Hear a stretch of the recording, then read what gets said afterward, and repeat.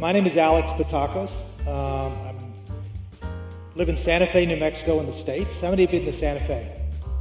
Okay, do you like it? Okay, that's the next meeting in 2 years will be in Santa Fe. Paul Wong didn't know that yet, Lillian? Okay. All right. I split my time between Santa Fe in the States and the island of Crete, Greece. Has anybody ever been to the island of Crete? You like it? 4 years from now. Okay, all right, good. But I also have Canadian roots. I've got family across Canada, primarily in the other Canada, in the GTA, Ontario. Okay, all right. But anyway, but they are there. And I lived in Toronto for quite a number of years and actually taught part-time at the University of Toronto, among other things. But my main interest and what I want to capture, and I was told I have 3 hours. Is that correct? Okay. All right. I'm a recovering academic. So I could really talk for 16 weeks, but I'm going to try to collapse it here. What I'm going to talk about is what we call, the title, as you can tell, Rediscovering the Soul of Business. Now, I actually contributed to a book, an anthology with that title, when I was president of a nonprofit organization called Renaissance Business Associates that was focused on promoting sound business ethics and elevating human spirit in the workplace. So that was the purpose of RBA. And we actually had a conference in Boise, Idaho in the States, which was really quite a remarkable conference with people from all over the world, and it was about rediscovering the soul. That happened in 1996. In 1996, when that conference was being held, the S word, all right, not sex, but soul or spirit, was something that you couldn't talk about in the workplace. And a lot of things have changed since 1996, haven't they? I mean, there's a lot of literature out there. There's a lot more awareness. There's a lot more conversations about the whole notion about spirit at work. So I'm happy to hear about that. My interest is primarily about meaning. And you're going to get a little bit of a taste of a book that I wrote that's out here. There's going to be a book signing at 5:30. I think there's enough copies for everybody. Okay? But really would like you to read the book. You're going to get a snapshot today. But the other thing you're going to get is a segue to another book that I'm in the process of working on right now, which is part of a larger business initiative that draws on Greek culture, because as you can probably tell from my last name, I'm a Greek heritage. And what I want to do is kind of introduce you, you're going to get a feel for different things, all things Greek, but it's part of the whole notion of how we can further and advance not only health and happiness, in terms of the positive psychology, but also the meaning message, in a way that's entertaining, educational, and inspiring. Okay, so that's part of my role. So part of this hour is really going to introduce you to some things. So if you start to see things that are a lot of Greek, sound Greek to you, just kind of go with the flow, because you're going to get a sense, okay, what that is. And I'm going to try to make it something that will be of interest to you and entertaining as well. So I'm going to kind of move through here and ask you, how many of you recognize that picture? Okay, what movie was that from? Yeah, it was Zorba the Greek. Now, why is Zorba? Let me see if I can get you in the mood here. Okay, this is Zorba the Greek. This is okay, and that's actually on the island of Crete. That's it. What happened? What does it do to you? Okay, you already start getting ready. I actually danced on that exact beach. Okay, the beach in Stavros in Crete. And the whole idea behind this is that this was also a business movie. Okay, because if you remember, the gentleman on the right was a guy from the UK whose family was from Crete, and he was trying to kind of create a business. It had to do with logging and so forth, which people in British Columbia understand what that's all about. And so the whole idea behind this notion of Zorba, I'm going to share this in a second, has Canadian roots here, is that this business fell apart. Remember that at the end of the movie? And that particular scene, which is the last scene of the movie, was basically the uptight British Greek basically went to Anthony Quinn, who was Zorba, and he finally said, "Teach me to dance." Okay? So I know that Jeffrey Zeig did a session that talked about film and the implications of film. I want to reinforce the notion of film, and I also want to reinforce the importance of music. Okay, and the whole notion that business and life is also about dance. Okay, I actually write for an online blog called the Huffington Post. How many of you read the Huffington Post? Okay, and I actually have a piece there on dance and the value of dance, okay, and how dance can impact our search for meaning, our sense of happiness and well-being. So I definitely encourage you, and that'll be one key thing that you'll see that comes out of this presentation. Now, let me ask you before I go any further, how many of you come from the business world? I mean, as a non-service provider, okay? All right, so we do have a number of you, because I'm really concerned about you being in the audience, because I don't want to be talking, singing to the choir. I love music, love film, but I also realize that, we need to reach the workplace. Not that the rest of you don't work. You all work very hard, but I'm just saying is that we're trying to get to an audience that is different than the audience that provides services in the human services. All right, how many of you saw this movie? So you can see the Greek theme here. Where was this filmed? Toronto. That's right. It was actually filmed when I was living in Toronto. It was filmed in, have you all been to the Danforth? Because if you haven't been to the Danforth, please go. I remember when I first came to Canada and I had to go through immigration. All right. I mean, you always worry about immigration, right? Now, this is, of course, way before 9/11. And I'm at immigration at the Canadian border. And all of a sudden, instead of I figured I was going to go through all this grief, and, what are you going to do here? And, what are you going to work? And what Canadian jobs are you going to take away from people? And all they could tell me to do is they'd give me restaurant recommendations on the Danforth. Okay, so that was kind of a little different than going to the States. Trust me. Okay. So, but this movie was filmed there, and the whole idea is that actually, and sometimes when I give keynotes, I actually have a bottle of fake Windex. Because, with the clients I'm working with is trying to restore the soul in business and so forth, so I go around and shoot people with the Windex. But the whole idea about the Windex in this movie was that was seen as one solution. Unfortunately, we don't have that tool, right? We don't have that magic wand, that idea that if we only just spray Windex on problems, we can get rid of addiction, we can get rid of depression, and so forth. We don't have that. But still, it's a great movie, and we want to use that because there's a lot of slices of life. Okay, let me just share with you, and hopefully those of you in the back, you do get extra credit if you sit up here, by the way. Okay, but let me just share with you. This is, I apologize a little bit for the quality of this video. I'm a Mac person. This is a PC, but we're going to go with this. And we'll talk about what this message is. Very short. Little clip.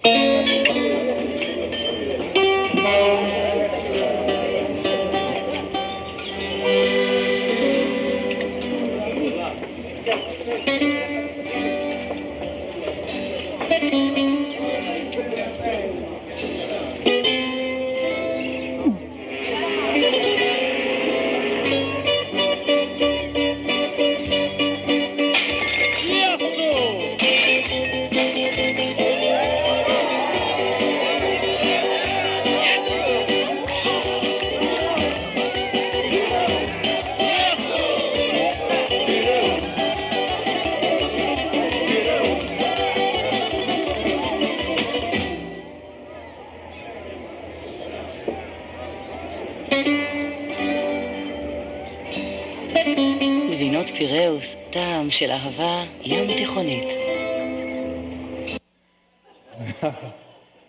Yeah, I mean, what was the message in that? I mean, think about it for a second, right? I mean, here's a guy, and of course, this is the Greek theme. I want to make sure that all of you become it. By the end of this hour, we're all going to be Greek, right? All right, but the idea is that most adults, all right, whenever we can come up with something that is embarrassing, like, for example, if you're walking down the sidewalk in Vancouver or any place in the States or any place in the world, do you ever trip on the sidewalk? Maybe there was a route or the sidewalk was uneven. What do most adults do when you trip? All right? First thing you do is look around. Did anybody see me? Okay, because it wasn't my fault. It was obviously public works, it was a sidewalk, it was city, it was whatever. And in this case here, this guy could have left the party. But he rebounded.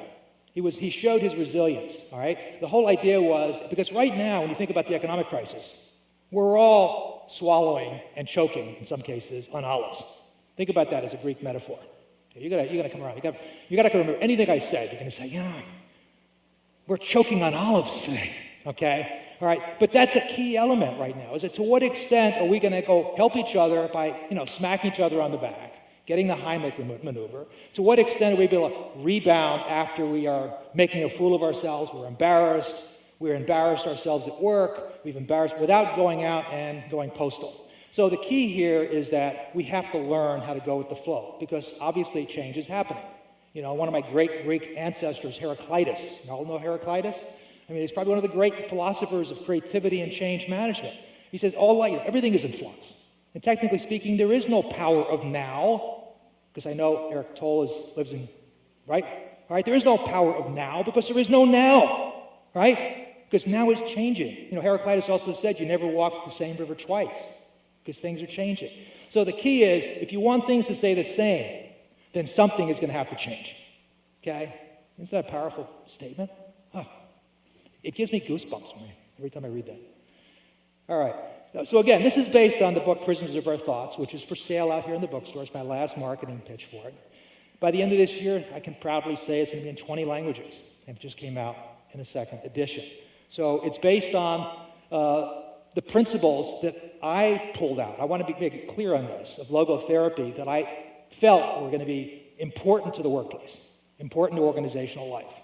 So somebody else can read Search for Meaning and Viktor Frankl's 31 other books, and all of these articles and so forth, and all the research studies on logotherapy, and come up with one principle, or 20 principles. So I came up with 7, even though Stephen Covey, who's a colleague, wrote the foreword.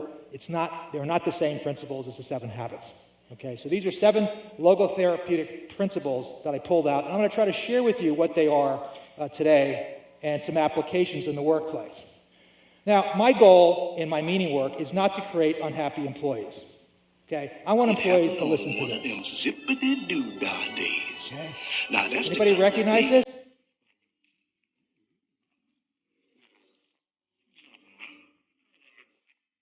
Wouldn't it be great if people went to work feeling this? All right?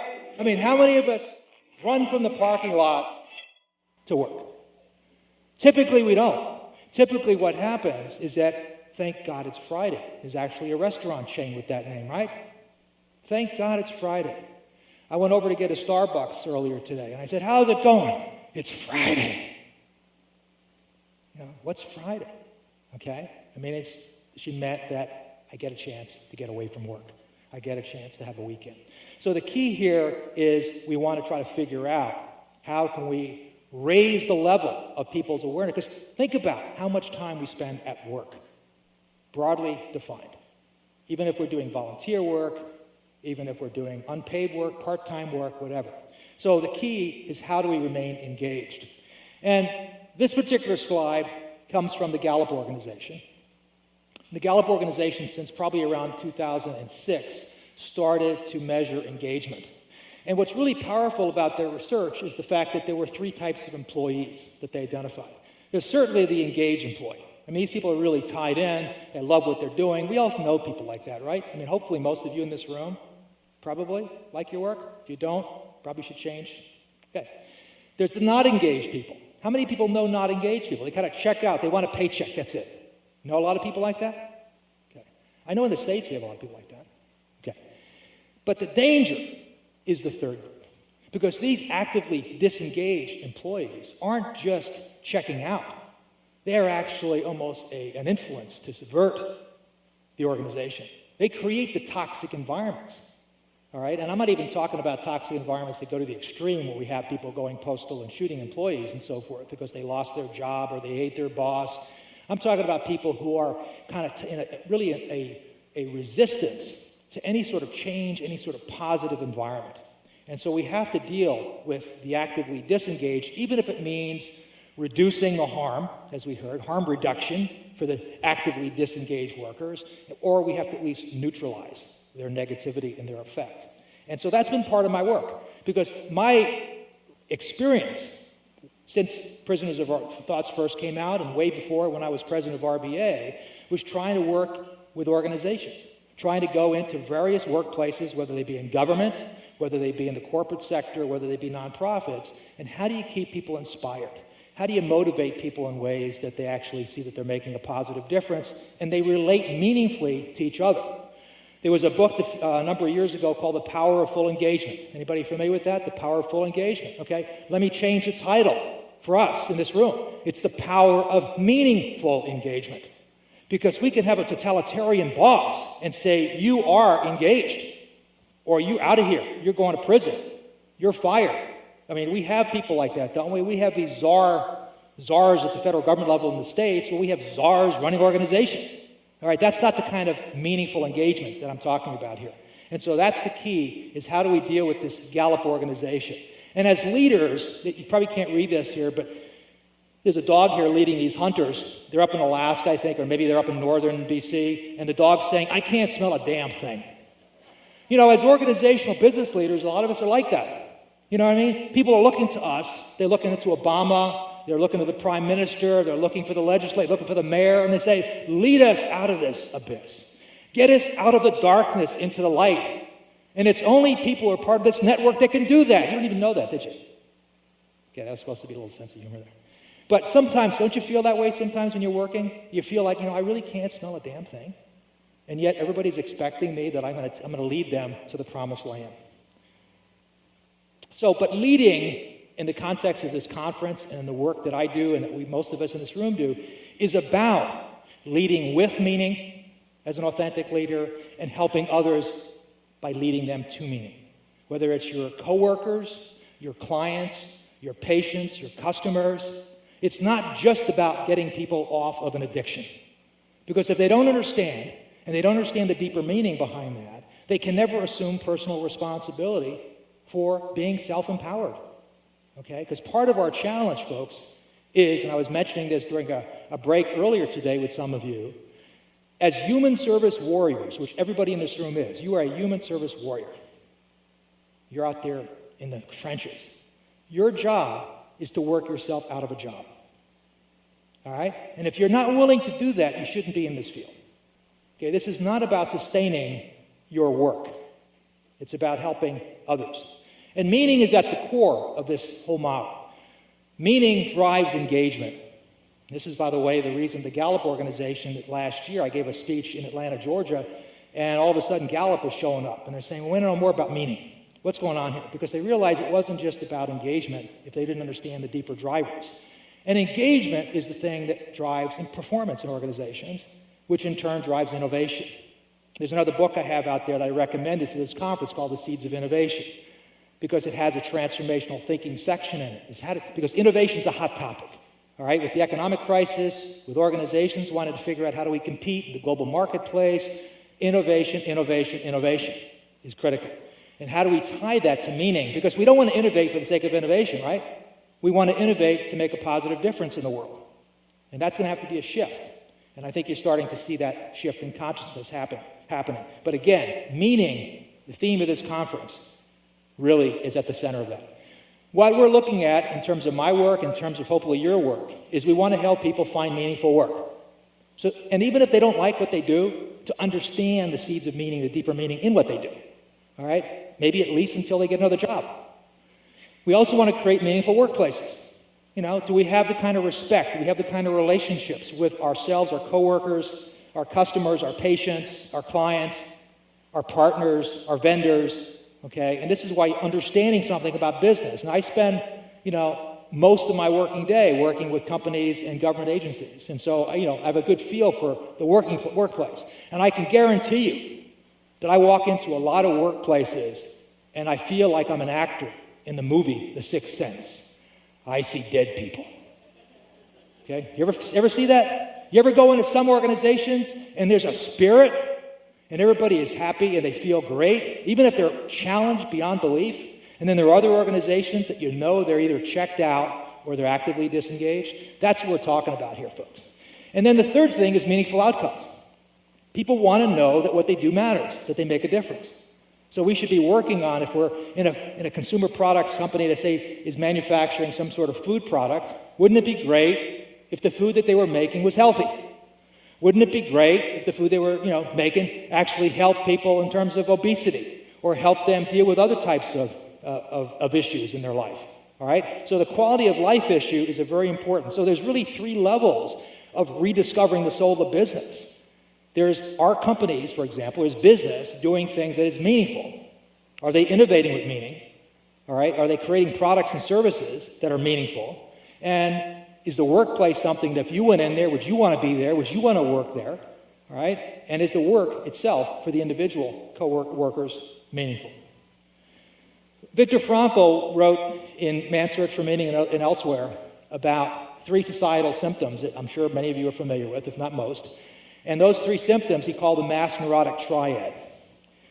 I kind of changed the name here. I kind of updated it to 21st century jargon. I call it the psychological axis of evil. Okay, the axis of evil, because that's kind of a term under George W. Bush. All right? And these things here are the things that drive many of the things we've been talking about and I've been hearing at this conference. I like to throw on music every now and then because it wakes you up, or in some cases puts you to sleep. But this was from American Idol. All right? Remember this song, American Idol? In Canadian? I don't think it was in Canada's song. Right? But the idea is that aggression, addiction, depression, being the mass neurotic triad, gives us a bad day. Right? I just got to get you this one piece. Do you recognize this song?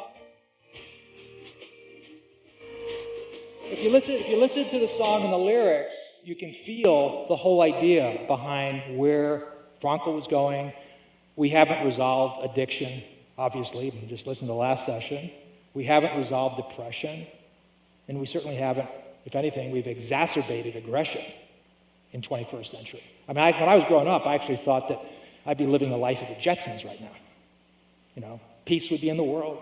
I have this cool little thing I could drive around in the air, I'd go shopping with and everything else. I mean, I'm kind of like shocked that, that hasn't happened, right? And, and so my life has gone through its own twists and turns, its own zigs and zags, but at the same time, I was hoping that we would grow from the experiences, just like we expect our clients to grow. Wouldn't it be great if our societies could grow and evolve into something that was a little bit more modern? Today, we're still talking about how do you stop some countries from stoning people? I mean, come on. We're not the Flintstones. What's been going on here? It's like, anyway, but understanding the intrinsic motivators is what Frankl's work was largely about, and what my work and your work is about. It's not extrinsic anymore, because the extrinsic motivators, pay, benefits, time off, that's not enough. That's not enough for companies, organizations to compete, because in many cases, we got to cut pay. We got to get rid of people. All right, so what drives and how do we keep people fully engaged? And so understanding that. Key element, you can change without growing, but you can't grow without changing. Think about that in your own life. That quote's in Prisoners of Our Thoughts for those of you who want to. I'm not marketing. But think about it. How many of us know people? I know I have even relatives, 25 years later, no matter how many relationships, no matter how many jobs, no matter how many places they've lived, they're still the same idiots. Right? They're changing all the time. They're changing girlfriends, boyfriends, partners, spouses, homes, jobs. But they haven't grown a damn bit, are they? They're not aware of any. They're not exhibiting any of that growth. So the idea here is that part of our challenge in returning people to some sense of dignity and deeper sense of meaning is helping understanding the motivators, helping them understand and gain some insight, and then helping them grow. Viktor Frankl's logotherapy, in many respects, when you read his literature, and so many of you in here know it inside and out, he refers to, and I'm getting really oversimplifying things here, but he talks about, remember Freud's will to pleasure. He put it in the context of the will to pleasure. Here's a modern day example. You all familiar with Pete Rose? All right, he wrote a book. Pete Rose, My Prison Without Bars. How does that sound compared to Prisoners of Our Thoughts? Huh? But what's powerful about this is that what was his major addiction? Okay. I'll give you a hint there, the Time magazine. Okay? Gambling. But if you read his book, his biography, he basically says, well, why did you do it? Because it gave me pleasure. That's what it was about. It gave him pleasure.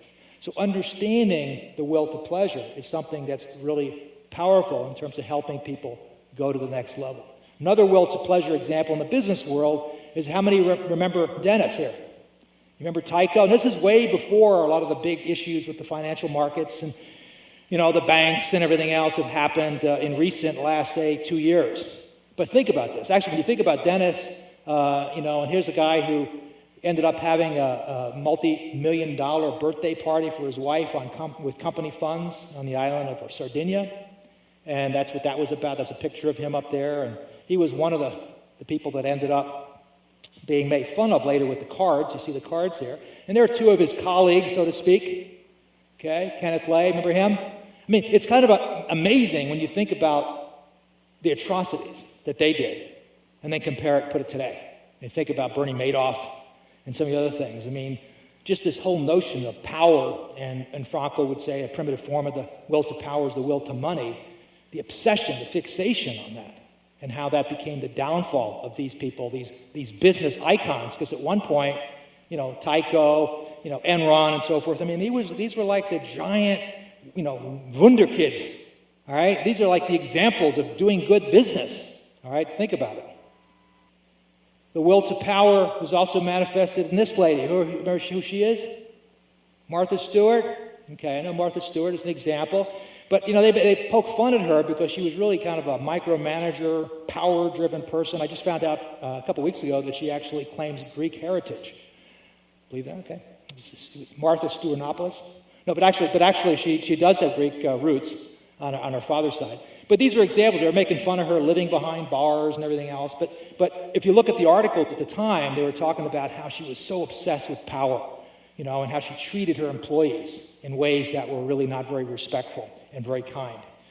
All right. So it was really in that context, again, reading Frankl's work, reading Prisoners of Our Thoughts, really getting from the will to power and the will to pleasure to the will to meaning. Of course, this is Viktor Frankl, who ended up being, a major driver in my life. And still is. And one of the keys that I wanted to relate here is that, again, this is one of your Greek 101 lessons, is that logotherapy has a root word that is similar to the root of the word dialogue.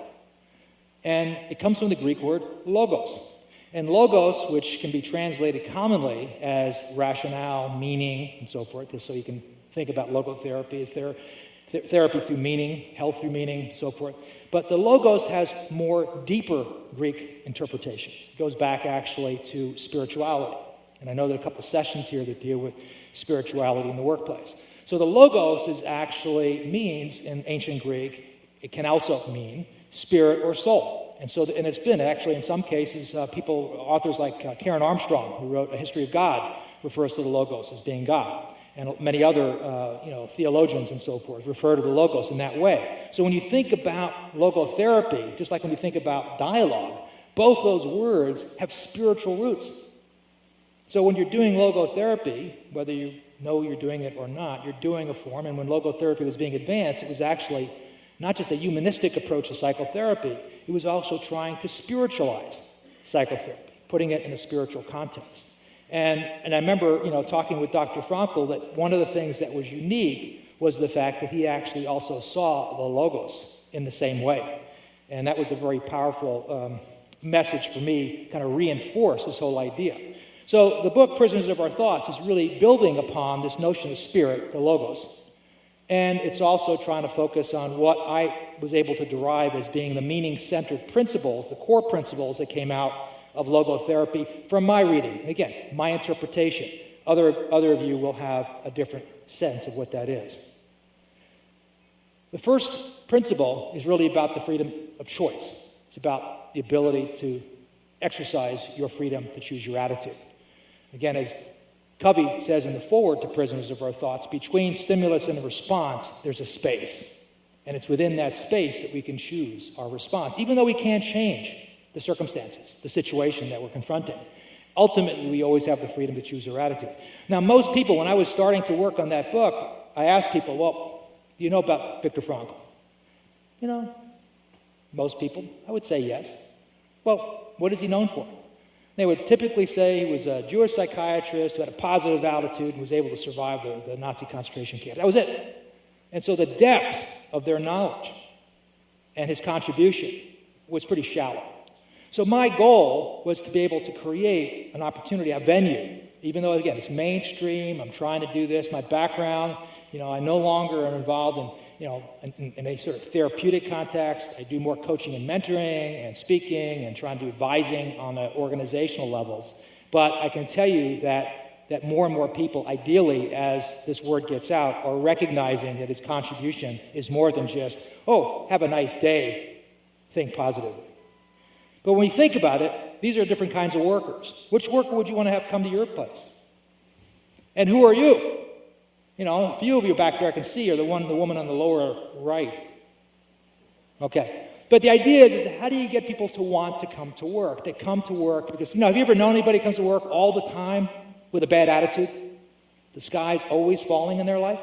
And so our key is to try to shift people and try to get them to be more excited. And so you'll see a story in Prisoners of Our Thoughts about Nelson Mandela when he was in Robben Island. Now, when I was president of Renaissance Business Associates, RBA, we had a very active group of RBAers in South Africa. Actually, there still is. And the notion of understanding the implications of being imprisoned by somebody who's so inspirational as Nelson Mandela, I mean, it's such a profound person in terms of what he's left already, his legacy. But the idea was, and when you read this, you see the stories of how he was able to not be a prisoner of his own thoughts, spending so many years incarcerated, physically incarcerated. And there's a story in there about how he was making sure that he did not, when he left prison, leave so angry after so many years of being incarcerated that he would actually use that negative energy in a way that wasn't going to be a role model for others. And there's a whole story in there about how he wanted to make sure that he didn't, now that he was free, after being released from Robben Island, become a prisoner of his own thoughts. And that's a very powerful message for all of us. Because many times we think, we've been mistreated by our boss, by our spouse, by our neighbor, and therefore we're justified and not forgiving and not moving on, not turning the page. Another person that I write about is somebody that actually, unfortunately, he passed on, but Christopher Reeve, who became the real Superman after his accident, and he became really incapacitated in so many different ways, but yet he still wrote several pieces, major pieces, one book called Nothing is Impossible. So you think about that he became the real Superman after his accident. And then importantly, I was communicating with his wife, Dana Reeve, who at the time we were trying to work on a documentary film, and she for 10 plus years was able to take care of him. I mean, think about it, with a positive attitude. And then unfortunately, she ends up dying of lung cancer, right? Lung cancer. Never smoked. But she was asked once, after she was diagnosed with lung cancer, Dana, how do you stay so positive? And she said, I had a great teacher, because she was referring. So when Chris would refer to her as being his spiritual guide, she always felt that he was hers. I mean, this is it's a kind of touching stories that I remember years ago. I was in Vancouver. This film I got a chance to see in Vancouver. This is one of the things. This is how Vancouver is just latest impression on me, because I love this film. It's a mockumentary. You can actually get it, and it's called The Delicate Art of Parking. You talk about work. You talk about rediscovering the soul of business. This guy here, Grant Parker, imagine this. He's saying, parking enforcement is something I can believe in. How many of you can say that about your work? But in this mockumentary, this takes place in Vancouver, his colleagues and he get beaten up. I mean, you can imagine, right? You're booting somebody. There's actually a show on in one of the cable networks in the States about parking enforcement officers and so forth. But imagine all of a sudden you get a ticket, and you come out, and you start arguing with the parking enforcement officer, saying, I was only in there for 2 seconds. You know what I mean? Well, in this mockumentary, you actually see Grant and his colleagues get beat up, and actually one of them gets hospitalized. That's how dangerous that job is. But yet Grant was able to believe in what he was doing. He was providing almost like a sense of security and safety in Vancouver. He was actually able to deal with, it was a revenue source. I mean, he could start to see the deeper meaning in what he was doing. He wasn't just putting tickets or booting cars. All right, very powerful message.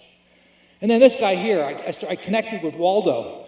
Waldo in 2006 was named America's oldest worker. He was 104 at the time. Now, sadly, he passed on last year. Okay? But when I started connecting with Waldo had just published his first book. You can get it on Amazon, although it's only used copies now. He published his first book, and what's so powerful about his book is the title. The title of his book, listen to this, you got to write this down, My First 100 Years. Now, is that a positive attitude? Okay, a true story, that's Waldo, okay? And he worked all the way up to his last breath. Okay, great inspirational story. Now, going back to Greece, this is a mother advising her son. I'm going to read it to you. She's advising her son because part of this notion of having a positive attitude helps your self-esteem, self-worth. Mother's saying to her son, and another thing, I want you to be more assertive. I'm tired of everybody calling you Alexander the Pretty Good. All right? Think about how she changed history. Okay? A mother's advice to her son changed history. All right? And it happens to be a Greek story. All right, so this is a cartoon, and you probably can't see it, but it's a cartoon character, and he's walking down that sidewalk, I told you before, and it's kind of like, swallowing the olive and choking, and he flips over, falls on his butt, and what does he do? He gets up and he goes, ta-da! Think about that. In the workplace, how many of us get crushed? We share an idea with our boss. Our boss says, that's a stupid idea. We never want to come back with another idea. We're crushed. All right? You do something, you make a mistake. Well, if you can't get up and go, ta-da, now, by the way, I've got a lot of companies right now that they use a ta-da technique to this day. All right? Because whenever somebody does something that didn't work, as a quality issue with a product or whatever, they go, ta-da. Well, why are you saying it? It doesn't marginalize what they did. It doesn't marginalize or minimize the mistake. It's basically saying, don't become a prisoner of your own thoughts, and then you won't be able to come up with a corrective solution, a better idea. Okay, so you need this notion of this is part of this whole idea of resilience. All right, you fall down, you get back up. Right? Everybody get that? All right, the second principle, I'm going to go through these relatively quickly. I only have 2 hours.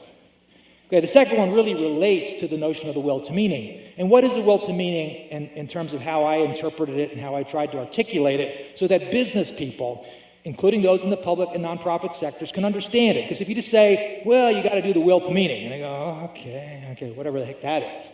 It's committing authentically to meaningful values and goals that only you can actualize and fulfill. In other words, the key words here is one, commitment, right? Commitment. But it's an authentic commitment. It's not saying I'm going to do something and do something else. It's an integrity issue, isn't it? Say what you mean, right? Say what you mean and mean what you say. And do it.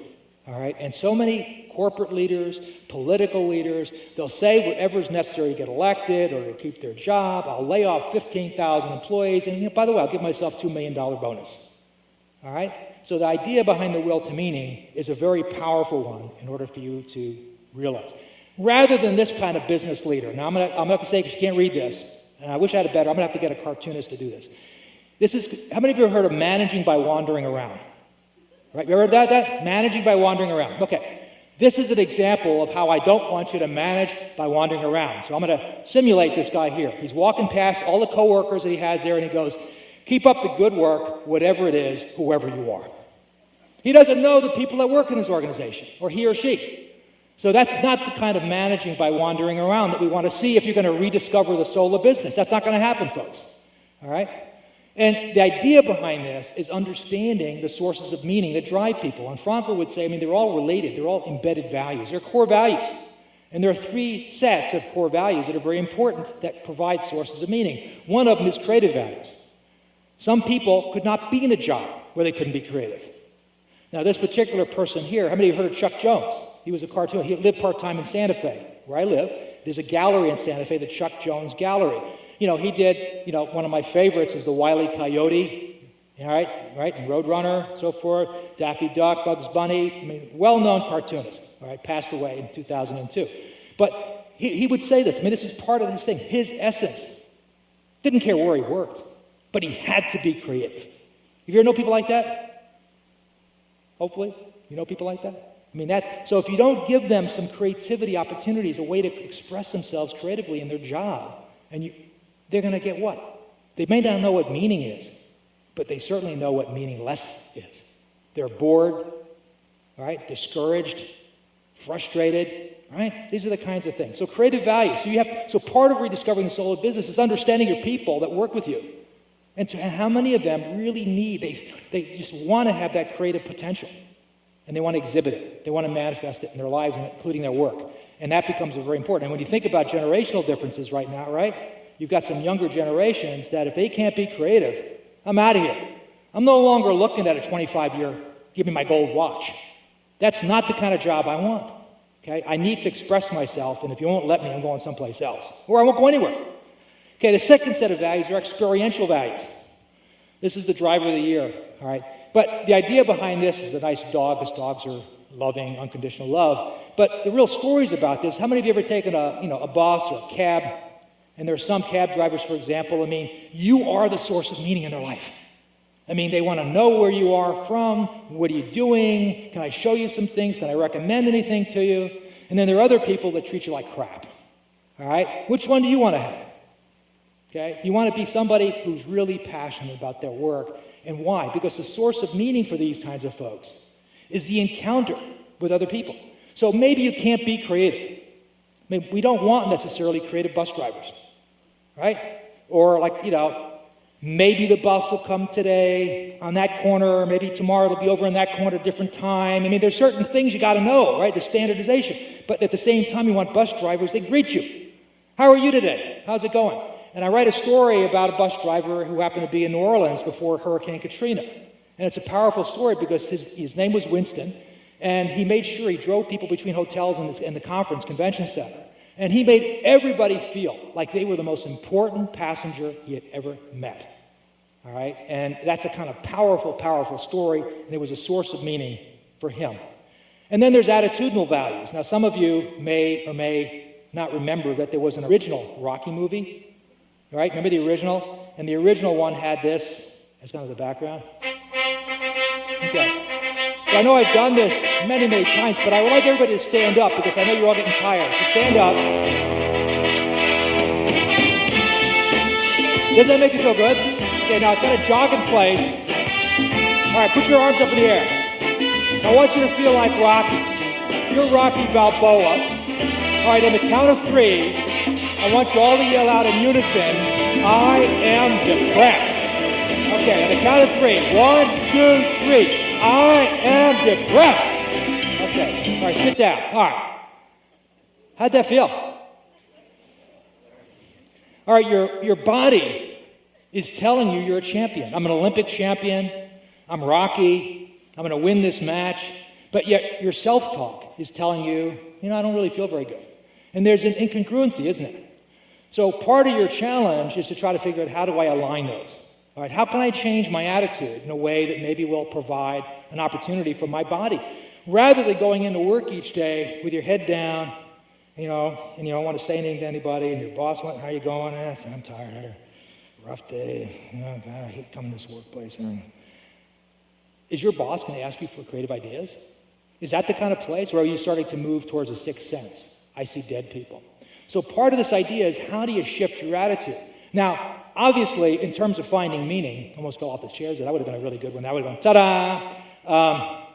Imagine, all right, that you are, not feeling really good about your job. There's not an SS officer with a machine gun telling you can't leave, for the most part. Some of us feel like we can't leave because of the economy and everything else. So the idea is, if you stay in an abusive, self-abusive situation, obviously that's not something that I'm recommending. But I am saying is that we do have that ultimate freedom, and if we can change your attitude, imagine the bus driver, imagine the worker who looks at his or her customers, imagine a teacher looking at his or her students in a positive way. Think about the energy that's being emitted. Think about the relationship. Think about the power of meaningful engagement. I mean, it's a powerful resource, and it's a powerful source. Oops, let me go back here. How many of you know this person here? And the Canadians. Anybody recognize this person? Frank Stronach. Now, Frank Stronach's in my book. There's a lot of Canadian examples now in the second edition. Frank Stronach did something that was truly remarkable. Now, you may disagree, those of you in Canada, but I feel it is, because I happen to know him. I have a close friend who works very closely with Frank, by the name of Dennis Mills, who was a former member of Parliament. And Dennis and I have known each other for a long time. But Frank Stronach is the head. He not only is a major Canadian player in terms of the automobile industry, parts and so forth, but what was really fascinating about Frank is that he also loves thoroughbred horses. You all know that? Anybody know that? He loves horses. And Frank Stronach actually owns probably the major racetracks in the United States. Probably didn't realize that. Where the Preakness, Pimlico, he owns Pimlico. Santa Anita, he owns it. Hollywood Park, he owns it. Okay. And he's a major player in the thoroughbred horse racing industry. So he's saying, well, what does that have to do with meaning? Right after Hurricane Katrina, Frank saw the devastation, and he ended up sending Dennis Mills down to New Orleans, his friend of mine, and they ended up not only busing about 300, he called them guests, not refugees, not evacuees, but guests from the 9th Ward of New Orleans. All right, 9th Ward was devastated, all right, in hurricane. And he took them to Florida, Palm Beach, and put their families, these 300 basic people who were willing to do this, in his racetrack training facility where they stayed, where the jockeys and the trainers would stay. They stayed there for several months. They were fed, kids were, went to school and so forth. Imagine this now, those of you who've been to Florida, imagine these people coming from the Ninth Ward now and being there. All right, after 3 months, he did something else that was remarkable. He said, all right, those of you that want, go back to New Orleans if you can, or someplace nearby. Some of you can stay in Florida if you want. But what I did is he bought about 1,500 acres northwest of New Orleans, and he created a place that's now called Canadaville, Louisiana. Anybody hear about Canadaville? Okay, just the two of you, Canadaville. All right, and it's a self-sustained community. He built a hospital, health center, schools, he job training, and so forth. And it's still a work in progress. You can read about it, the updates in my book, those of you who want to read it. But Canadaville is something that's profound because of what? Because most of you don't know about it. Okay? He had opportunities. I know him. I know this guy. He could have been Donald Trump. He could have said, I'm the greatest CEO, chairman on the planet. You want to see corporate social responsibility? Look at me. Let's put me in front of all the TV stations and so forth. You know what he did instead? He says, well, not me. Go talk to the residents of Canada. It's their life. He says, I don't believe in giving a handout. I believe in giving a hand up. All right? So the power of this is that there are CEOs, there are chairmen of the board and so forth that aren't the Bernie Madoff. They're not the Ken Lays and so forth that are out there. It's just that we don't highlight them in the media. All right? We don't have a lot of those kinds of stories. All right? And that's a shame. We spend more of our time with Jersey Shores and Real Housewives and that kind of stuff. All right. Now here's another story. How many recognize this guy? Clint Walker. Okay, what did he play? Okay, Clint Walker played on TV. He revolutionized the TV westerns. He became kind of the turnaround for Warner Brothers on television. He became TV's Cheyenne. Okay, he also was Yellowstone Kelly and so forth. But he also is one of the stars of a very well-known movie. I'm sure you've seen it. Now you're going to go see it after today. He's one of the stars of a movie with Lee Marvin called The Dirty Dozen. Anybody see The Dirty Dozen? He's the big guy. I call him the big guy. Well, I'm proud to say that Clint Walker, because my father traveled a lot, was a major character builder for me. And even though he didn't know it at the time, he knows it now. At the time, my father was traveling, and of course, in the days when I was watching TV, I know you can't tell, I look so young, right? But when I watched TV, we actually saw, Father Knows Best, My Three Sons, Cheyenne. He was the good guy. He went into town. He got rid of the bad guys. He saved the young maiden and blah, blah, blah, blah, blah, blah, blah. Well, he became kind of a resource for me and kind of a platform for my own character development. Well, anyway, years later, this is while in the process I'm working on my book, I end up becoming friends with Clint Walker. He's now in his late 80s. Okay? He still has dark hair, by the way. He says he doesn't dye it, but he has it. He's still as big as he ever was. And he's an incredible person. You don't see him because after he's done some voiceovers in a couple of different animated movies and so forth more recently. But basically what he does, he has released his second music CD. Okay, he's a musician. He's an inventor, and he mentors young kids that are at risk. All right, and this is a guy. All right, said, well, what happened to your movie career? Well, a lot of you didn't know this, but after Dirty Dozen, he was also an extreme athlete. And he ended up skiing, and a ski pole pierced his heart. He was legally pronounced dead. That's kind of slowed down his acting career. And anyway, after he came back, and if you've ever seen him, you can go to clintwalker.com, by the way, if you want to see his website. I mean, the photos of this guy, he was way before, the star of Mad Men and, a lot of the other kind of more sex symbols that are in the movies and television today. He was really being cast as a sex symbol by Warner Brothers, and he didn't like that. And he said, wait a minute, my values are I choose. Because I remember talking to him, I said, well, Clint, I really admire the roles that you chose and the roles that you played. And he said, well, I didn't, have to do that. I chose what I wanted to do. And that's how he had the falling out with Warner Brothers. And so after the movie that really was The Dirty Dozen, which was just last year, have a new version, it was enhanced on DVD, was released. He ended up falling out of favor with Warner Brothers. Once you fall out of favor with one major studio in Hollywood, you're pretty well hard time getting another job. So he's doing his own thing, and he's still doing it to this day. You didn't realize that he's still, out there plugging away. This is Clint Walker, and he is a guy who's committed to the will to meaning rather than the will to pleasure or the will to power. Okay, I've got like 2 minutes. Okay, so I'm going to quickly, but I'm going to ask you to move through your own reading of some of this stuff later. This is basically more about this third principle, which is about detecting the meaning of life's moments. One of the key elements of Viktor Frankl's philosophy is that there's a seed of meaning in every moment of our existence, to our last breath. Many of us are like this guy here. Who is this guy? Scrooge, Ebenezer. And who's this guy up here? That's not Paul Wong. No, is it? Okay. Who's Bob Marley? Right? Marley, right? Jacob Marley. Yeah, Bob Marley. Jacob Marley. I'm thinking of music. Okay, Jacob Marley. What was the thing about Jacob Marley? Why does he look like that with these chains? What is it about the chains? Because he's basically said, he was advising Scrooge that if he didn't take care of his life and be good to people, that he would end up creating link by link the chains. So you got to get you in the mood here first. Okay. All right. And you would create, but many of us do that. Many of us, link by link, we create these heavy chains. Do you ever feel like life sucks? Anybody? Okay, nobody here, because I know you're all evolved.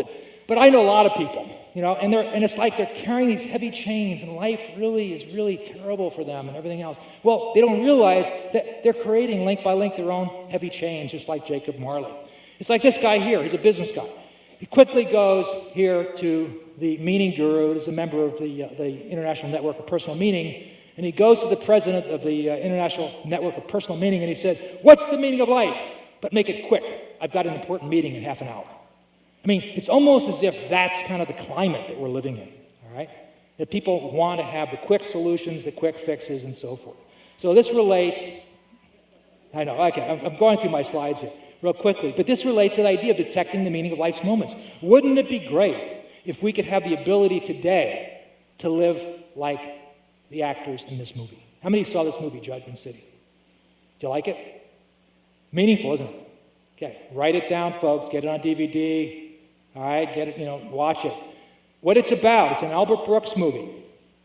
And Albert Brooks is basically this executive. And he goes and he buys himself a new BMW. And in the process of playing around with the CD player, he ends up getting in an accident and he gets killed. He doesn't go to heaven, hell, or whatever. He goes to a place called Judgment City. And in Judgment City, it's this kind of way station. And he has to go in front of a tribunal. And he has an attorney. His attorney is Rip Torn. And Meryl Streep is in the movie, as you can see. So is Shirley MacLaine, who lives in Santa Fe. You can imagine it's kind of a little new age twist here. People ask me when they tell these stories, they say, "Are you new age?" And I say, "No, I'm middle age." But anyway, so you go to this place, and in this tribunal, people basically show you clips of your life. And they say, "Here's how you acted at age 3 years, 4 months, 5 days. Here's how you did it." And you have to defend yourself. Why did you do the things that you did? Why did you make the decisions you made? Why didn't you take responsibility for that? Why did you bully some kid when you were a kid? Why did you, get angry with your spouse? And so if you can't win in that case, you end up going back for reincarnated life and you have to relearn the lessons or re-experience the lessons. And if you do, you get evolved and you move to the next level of your existence in the universe. Very existential focused movie. All right, I'm gonna quickly move through just a couple of these slides because of time, because I know we've got to move forward, right? Do I have a few more minutes? Okay. All right. Sisyphus, another great Greek relative of mine.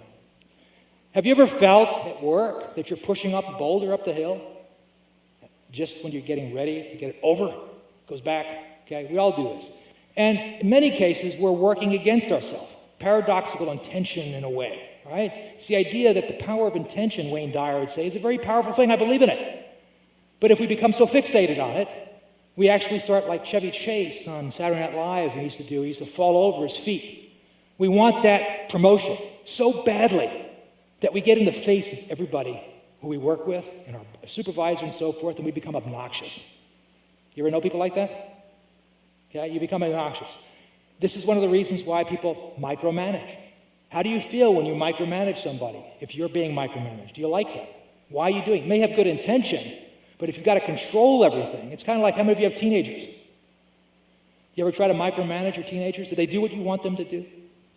Do they? Yeah, they do the opposite. But that's part of it. Even though as a parent, you have parental guidance and you have obviously good intentions as a parent. So this is how you end up working against yourself. There's a whole chapter on that there, and I'm going to move forward here just a couple. How many know Patch Adams? Not the movie. This is the real Patch Adams. You know, Patch Adams, 45 years ago. All right, now he went through medical school. He was almost kicked out. He almost didn't make it. 45 some years ago, he started a healthcare program called the Gesundheit Institute. And he basically said, I'm never going to have a bad day for the rest of my life. Doesn't mean that he doesn't have challenges. He's basically choosing that he has a space between stimulus and response, and he can choose how he's going to respond. This is a guy who is able to separate himself from himself and look at himself from a distance. All right? This is the concept of self-detachment. A lot of us can't do that. Some business people are so uptight. Some people are just so uptight that they define themselves in ways that they can't relax. A physician that can make fun of himself and be a clown, how many physicians do you know that do that? I mean, you say, well, wait a minute, I'm professional. I'm a doctor. You know, I can't possibly look like I'm unprofessional. So it's a very powerful thing to be able to detach yourself. You take something like this. How many know this guy? Rodney Dangerfield. All right, he made an entire career through self-detachment. He poked fun at his own life. I mean, he would tell jokes. You know, like my wife and I were happy for 26 years. Then we met. Okay? You know, I mean, so I don't get no respect. All right? This is all part of the challenge. But you've got to be able to visualize yourself. You can't be like this guy. I call it non-creative visualization. The only thing you can visualize is yourself visualizing. Trust me, you have a hard time finding any solution to any kind of issue that you're dealing with. Okay, so that's an important part. All right, the next one here is just de-reflection, which is shifting your attention to something else. An important element here is the fact that there's a difference between a coping maxim, a general framework. You know, what is your basic philosophy about how you're going to get through life? Particularly when you got something like an economic crisis, a divorce, war, all right? You have to realize that. I mean, I'm a Vietnam vet. And you probably wouldn't look, you know, I don't probably look at it. I'm not out there begging in the streets, whatever. Not to say there aren't people that deserve and need the support.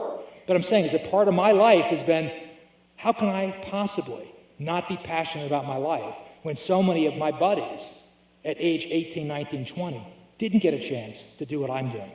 So I'm not just living my life for myself, I'm living my life for all the people that didn't get the opportunity. All right? But I had to create a maxim, you know, a principle. I didn't call it a coping maxim at the time. It wasn't until I got into Frankl's work deeply that I really understood that. And then put my coping skills that I learned in that framework. I will get through whatever it is. That's my maxim. That's my basic principle. Teach me some things to help me achieve that. Okay? And one of these, recognize this? Anybody? What movie this is from? Okay, Jeffrey, this is for you here. I'm doing all these things for movies. All right?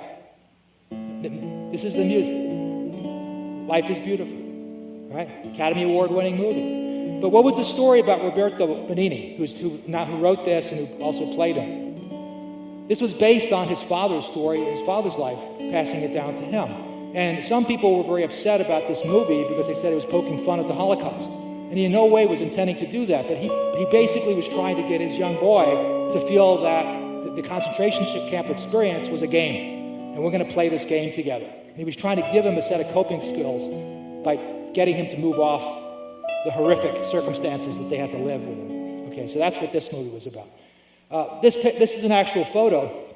One of the greatest things that probably happened to me when Prisoners of Our Thoughts first was released as in hardcover is I get a call from a consulting firm in Banda Aceh, Indonesia, asking if I'd help create a volunteer aid program after the tsunami. This is an actual picture in downtown Banda Aceh. All right, so I figured at that point it was worth publishing the book. I couldn't care less if anybody else bought it, all right, because they all read it. Because this was an opportunity to apply the principles. And I can tell you, they work. This is not something. So these kids are playing there. This is obviously that boat was not supposed to be there in front of the hotel, but they were able. Kids were more resilient than the adults, and they became the role models for many adults. Many of the adults had survivor complex, and they would end up, feeling, well, why did I live? My spouse died, my parents died, my kids died, and kids ended up becoming the role models for the adults. Very powerful message. So it's really about spirit and spirituality. This is Andrea Jaeger, story I write about in Prisoners as well. She was a very powerful, she was well known as a tennis player. She was the youngest teenager to win at Wimbledon and reached the finals, and she ended up had some knee problems and so forth, and she started a ranch, kind of like Don Imus is doing in New Mexico, but basically it's a place for terminally ill children to experience about a week eating regular food, horseback riding, sliding, whatever they could do, and then at the end of the week, of course, they go home, and she's not going to see him at camp next year.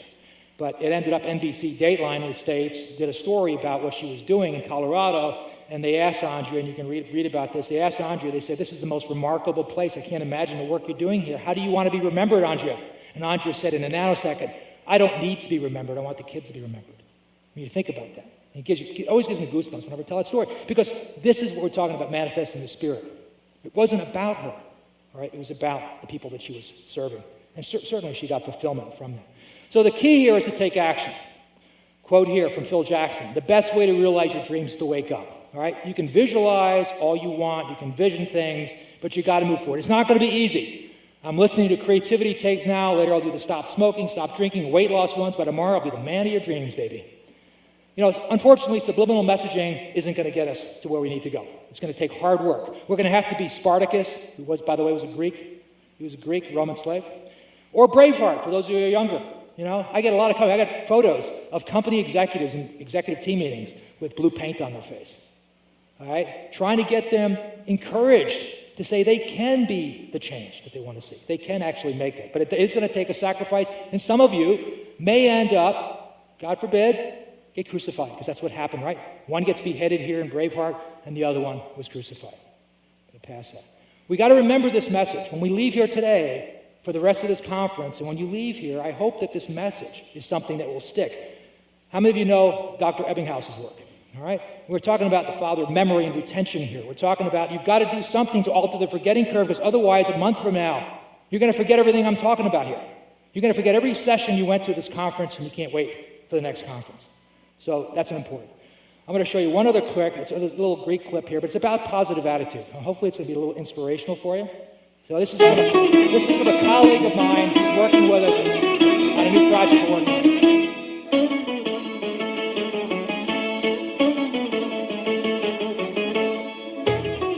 This is where we're having the next conference.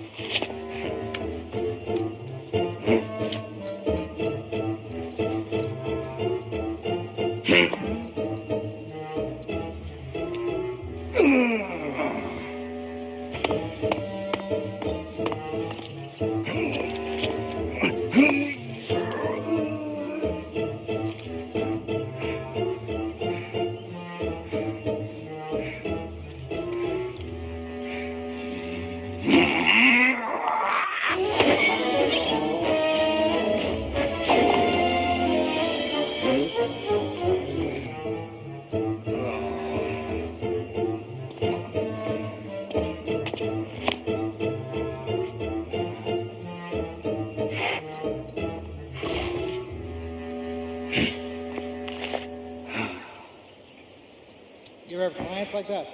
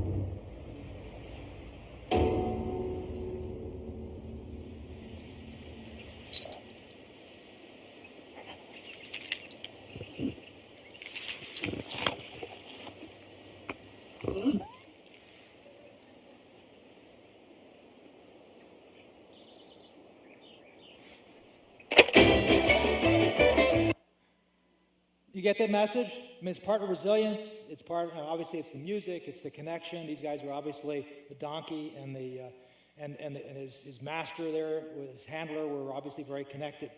So the key is, as I'm ending here, is that we're moving now into a different phase here. I'm trying to take from what you see in Prisoners of Our Thoughts, a new business initiative called the OPA way. OPA is also an acronym here, but OPA is that Greek word that we all know. And it's a philosophy of living that's based on Greek culture and philosophy, going back to the ancient Minoans to the present day. So it includes everything up to my big fat Greek wedding and blah, blah, blah. And we're just starting in September 1st, an online, and actually it's actually active now, but it's going through testing, but you can use it now if you want to join. September 1st, it launches officially. What's called the OPA Village. And it's an online place for people. There'll be tools, there'll be ideas coming back from the ancients to modern day times on how we can live a happy, healthy, meaningful life. And it's really focused. The new book is The Opa Way, but it's really an opportunity, and you can see the opaway.ca or the opaway.com, and there's also the opaway.gr, but they all go to the village. And I encourage you, and if you're willing to do this, go on there, register, log in, and then there'll be videos. The person that did that video that you just saw is one of our colleagues. We're going to have videos on there that'll include animation, puppetry, videos of actual things going on in Greece, and then real stories of companies and organizations that are kind of going through these various challenges. The idea, again, celebrate the meaning of who you are, including your clients, and what you do. Because if you don't do that, it's going to be very difficult to rediscover the soul in a business organization if you don't see the possibilities in yourself. So with that, I'm going to end on this song, and I want to thank you for your time.